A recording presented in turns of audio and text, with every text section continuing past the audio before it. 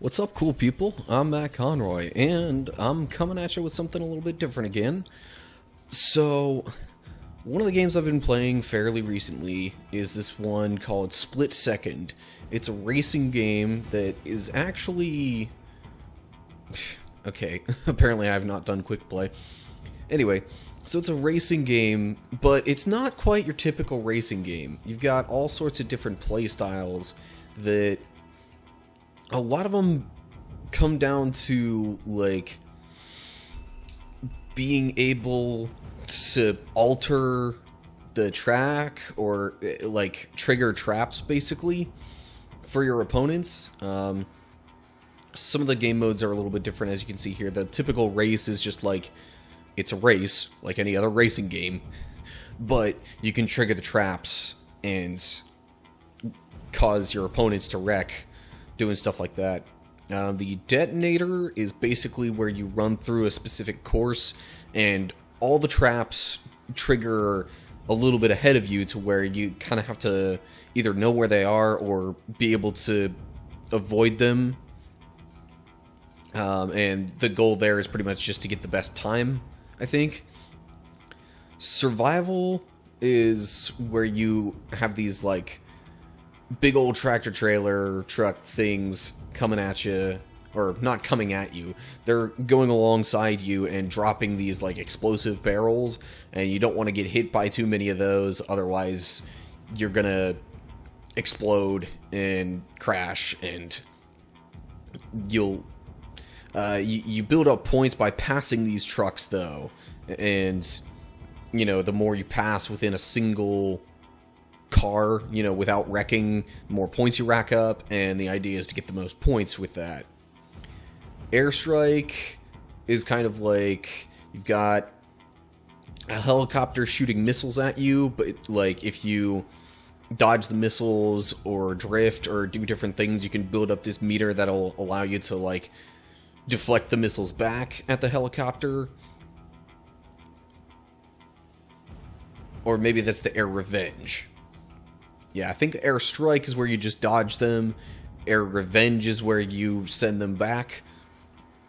And Elimination is kind of like a standard race, except every so often the car in last place gets eliminated from the race. And so if you're the last one standing, essentially, then you win. But anyway, so... Yeah, I gotta say, throughout the, you know, season playing, that's kind of the main career mode-ish thing with this game. And as you can see, there are a lot of races where I've gotten first, especially in the early going, because, like, your place within a race allows you to qualify for, like, the final kind of championship race within that season. And so I had to go back and redo some of them and get first place on those. I went through and tried to make sure I was getting at least third, but even then I still kind of had to go back, redo some to get first. There's also a bonus race event within each season that you unlock based on doing certain tasks, like wrecking a certain number of your opponents, or, like, drifting a certain amount through the other races or something like that. And I don't know, on the whole, I guess it was a nice change up from doing stuff like Forza Horizon or the more classic racing games. But anyway, I'm gonna get into what the game looks like a little bit. I think I'll just do a detonator, so then I don't really have to worry about other opponents and stuff too much. Yeah, anyway. Oh, you also have different cars that you unlock as you go along. They supposedly have different classes and such. Like, the stats on them, honestly, there are noticeable differences, I guess, the higher the class you get to, but in the lower classes, it's hard to notice some of the smaller differences that they have. And you're kind of expected, as you progress through the main part of the game, you know, the seasons and all that, to you're expected to unlock these new cars that are higher class and use those for the new races, because otherwise you're probably not going to be very competitive. The difficulty curve is pretty reasonable, I think. It starts you off really easy, but then by the end you have to pretty much have mastered whichever course that you're going to be on and know all the possible obstacles and twists and turns and different things like that, and maybe even some shortcuts in order to really do well. So let me just get into one of these races here so you can kind of see what's going on with it.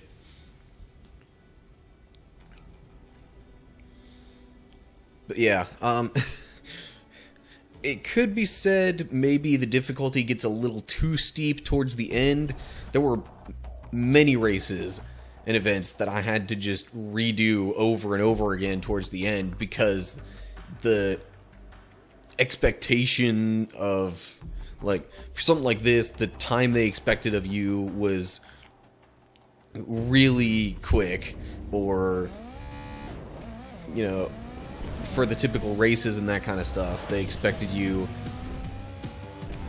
to get, I don't know, they expected you to deal with a lot of the obstacles and also, like, really fast racing. And yeah, okay, that's how easy it is to crash in this game. I just started drifting a tiny little bit right there. That kind of stuff is why it could be argued this game is too difficult at some points. Drifting is probably the biggest issue I have with this game. It seems absolutely terrible at it. Even the cars that they tell you have the most grip or whatever, or the least drift, seem to have issues handling tight turns. I mean, some of it, I mean, with a car like this, it's not so surprising because this one is expected to be fast. But then there are others that are like pickup trucks that you wouldn't think would be going too fast and have a hard time with handling, but they still do. And sometimes you could just take a turn too tight like that and crash as well. Now just imagine if you have other opponents you're racing against that are also, you know, kind of bumping you from the sides, messing with your direction that you're going. Yeah. All sorts of stuff like that going on. But really, on the whole, if you like racing games, but you're tired of just the same old, okay, it's just a race against a bunch of other people, this one's kind of an interesting game to consider. I'm definitely not going to beat my best from this track. Yeah. That last crash you saw was because of, like, some of the obstacles and stuff that get in the way. I think I'm also going to do just a regular race within this game to show you what that looks like and show you how some of that gameplay works. Because that's where things really kind of get chaotic.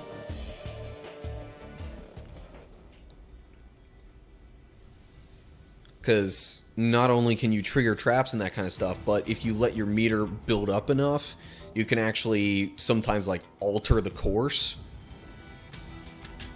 And you can, like, open up shortcuts, which triggers certain things, and they'll close after a certain amount of time, and potentially cause your opponents to crash. And I don't know, it's a different play style for a racing game, for sure. And even if you don't directly get hit by a trap that gets triggered, they tend to send out these shockwave things that will mess with your... It'll kind of mess with where you're going a little bit. Wow, like, all these other cars are red. What is up here? Okay. So, if you look kind of underneath the car here, you'll see meter that's building up. That's what allows you to trigger traps and shortcuts and that kind of stuff. And those little symbols above the other cars means there's a trap that can be activated that would possibly affect them. Like right now, I can get this garbage truck out here and wreck some people. But if you let it build up, there are kind of higher level traps you can activate, or the things where you can alter the course. And I'm kind of trying to let that build up so I can do one of those things.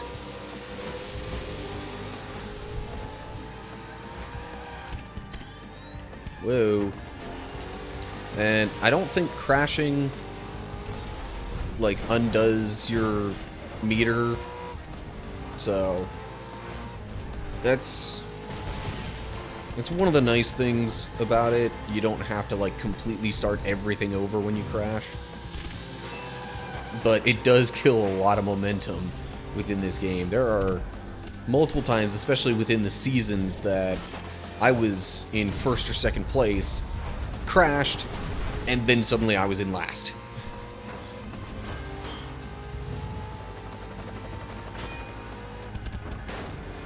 Okay, come on, where's the thing? There we go. So you can trigger something like this, where it significantly changes the course. Like, there was definitely none of this rooftop stuff coming up here in the first lap.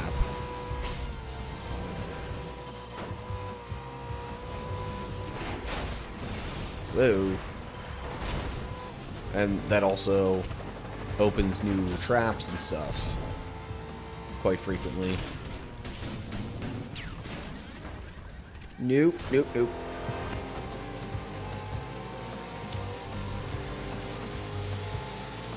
Yeah, I'm not going to be able to get into all the different game modes and that kind of stuff, but I thought I would show you kind of the basics of what this game is like.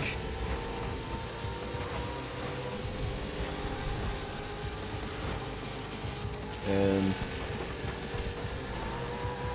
they try with the seasons to give it some sort of, like, almost like it's a TV show.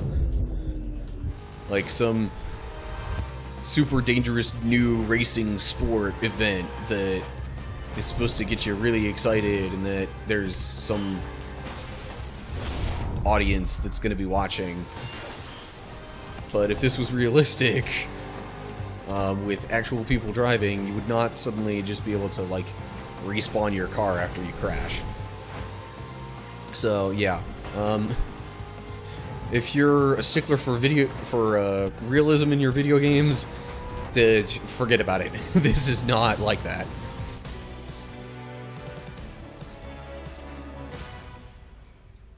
But yeah, if you progress through all the events and all the seasons, you're also pretty likely to get a good chunk of the achievements.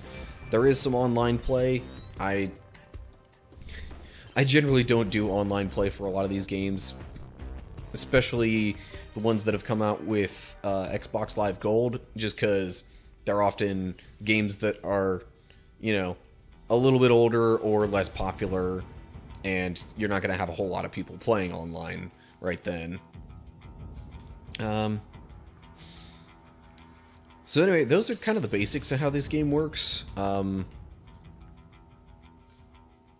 You can customize a couple of things within the options, I guess. Any of the achievements you get show up on your car as like a decal, and you can take a closer look at what each one of those looks like. So the decal viewer also kind of ends up being a, like, achievement list. It gives different statistics that you can keep track of as well. Some of the achievements are related to those statistics and such. And yeah, that's really about all there is to this game. I want to say it's rated T. I don't see a reason why it shouldn't be even so much as rated E10+, because there's really not much going on there. There's action and stuff, but I don't think there's really any questionable content. But Overall, I guess, I don't know, I'd give this game somewhere in kind of the mid-range. Some of the types of events do get a little boring and repetitive, especially if you have to redo them over and over again, just to qualify for the sort of final championship race in each season. But otherwise, I think there's enough variety to keep it interesting. So I guess it really kind of depends on how well you do within the races, whether or not you get tired of it.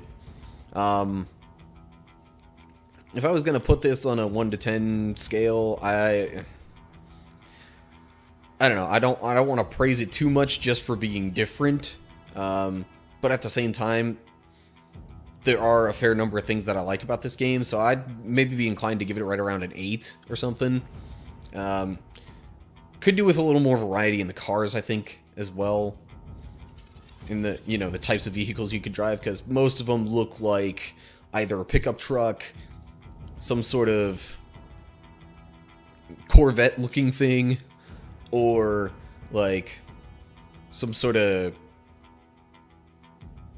GT style thing.